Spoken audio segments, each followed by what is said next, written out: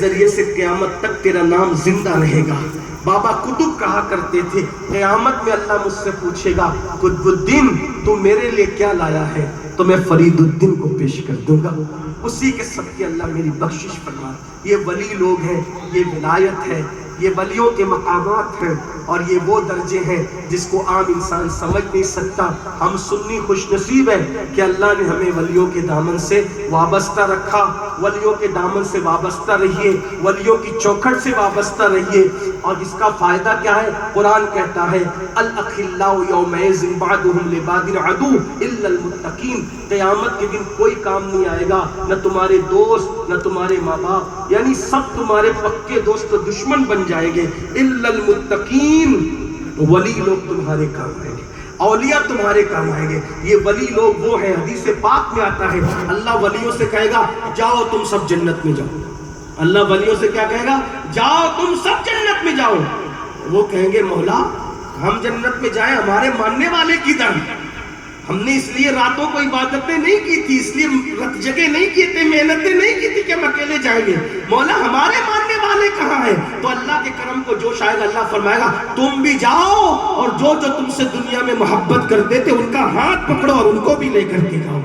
اور روایتوں میں آتا ہے وہ اولیاء اللہ اپنے ماننے والوں کے ہاتھ پکڑیں گے اور اپنے ساتھ ان کو جنت میں لے جائیں گے۔ روایتوں میں آتا ہے اتنی بڑی تعداد میں وہ اپنے ہاتھوں کو پکڑ کر جنت میں لے جائیں گے کہ جنت کے دروازوں سے چر چر کرنے کی آواز آ رہی ہوگی۔ سنیو اپنا مقدر کیا ہے؟ ہم ایک ولی کو مانتے ہیں، اللہ اکبر، ہم تو ہر ولی کو مانتے ہیں۔ کبھی بابا فرید، کبھی صابر پاک، کبھی غوث پاک، کبھی غریب نواز سرکار احمد کبیر رفاعی، کبھی مخدوم اشرف جہانگیر سمنانی، کبھی سرکار شاہ منور، کبھی سرکار شاہ دولہ، کبھی شاہ وجیہ الدین گجراتی، کبھی اللہ اکبر۔ یہ بڑے بڑے اولیاء کا دامن ہمارے ہاتھ میں ہوگا، انشاءاللہ انہی کا دامن پکڑ کر ہمیں جنت میں جانے کی سعادت ملے گی۔ اور یوں بھی حدیث پاک میں آیا ہے جو دنیا میں جس سے محبت کرے گا وہ قیامت کے دن اسی کے ساتھ اٹھایا جائے گا۔ اس لیے خود بھی ولیوں سے محبت کیجئے، اپنی اولاد کے دلوں میں ان کی محبت پیدا کیجئے، اور ان اولیاء اللہ کے ماں باپ نے جیسے نیک بن کر اپنی اولاد کو نیک بنایا، ہم بھی اپنی اولاد کو نیک بنائیں۔ ٹیوشن میں جانے کے لیے ہم اپنے بچوں کو صبح جگاتے، اسکول جانے کے لیے جگاتے، فجر کی نماز کے لیے بھی جگایا کیجئے۔ انہیں آپ بھی نمازی بنائیے، نیک بنائیے، پرہیزگار بنائیے۔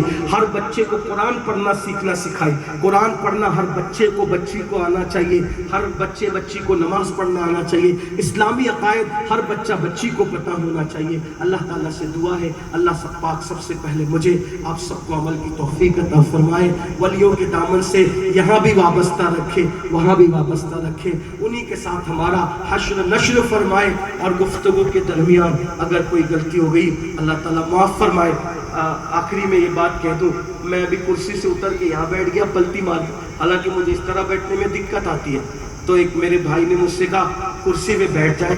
میں ہمیشہ لوگوں کو کہتا ہوں جہاں بھی کسی ولی کی مزار نظر آتی ہو اسٹیج سے، گنبد نہیں مزار، ہم لوگوں کو ہمارے بزرگوں نے بتایا کہ بیٹا کبھی وہاں پیر لٹکا کے نہیں بیٹھنا۔ ولیوں کے مزارات کے سامنے پیر لٹکا کے بیٹھنا یہ بے ادبی ہے، اس لیے ہم ایسی جگہ پہ جہاں سے مزار نظر آتا ہو خود بھی پیر لٹکا کے نہیں بیٹھتے۔ کوئی حرام ناجائز نہیں ہے، کوئی بیٹھے گا تو کوئی گناہ گار نہیں ہوگا، لیکن ادب کا تقاضا کچھ اور ہوتا ہے۔ یاد رکھنا ولیوں کے یہاں جاؤ تو ادب کرو، وہاں جا کر مانگنے سے جتنا ملتا ہے اس سے زیادہ ادب کرنے سے ملتا ہے۔ میں تقریر ختم کر چکا لیکن آپ کو نصیحت کر رہا ہوں، اور جب بھی آپ مجھے بلایا کریں یا تو اسٹیج ایسی جگہ لگایا کریں جہاں سے گنبد نظر آئے چلے گا، مزار نظر نہیں آنا چاہیے۔ اگر آپ مجھے کرسی میں بٹھانا چاہتے تو ایسی جگہ بٹھائیں کہ پھر مزار وہاں سے نہیں، ایک دم بالکل سامنے مزار دکھ رہا ہے، اور مزار کسی کا بھی ہو۔ ہمارے یہاں ولی کا احترام ایسے ہی کرتے ہیں، اگر وہ ظاہری حیات میں بیٹھے ہوتے تو ہم ان کا کیسے احترام کرتے؟ تو وصال کے بعد بھی ہم ان کا احترام ویسے ہی کرتے ہیں، کیونکہ ولی زمین کے اوپر ہو یا زمین کے اندر ہو ہمارے لیے ولی تو زندہ ہی ہے۔ تقریر ختم ہو گئی، ادب کی برکت بتاؤں تو آخری بات، تقریر ختم کر چکا، وقت ویسے میں آپ کا زیادہ لے چکا ہوں، لیکن ادب کی بات بتاؤں۔ مانگنے سے وہ نہیں ملتا جو ادب کرنے سے۔ کہتے ہیں ادب سیکھ، یہ ولیوں کے یہاں جاتے ہو دھینگا مستی کر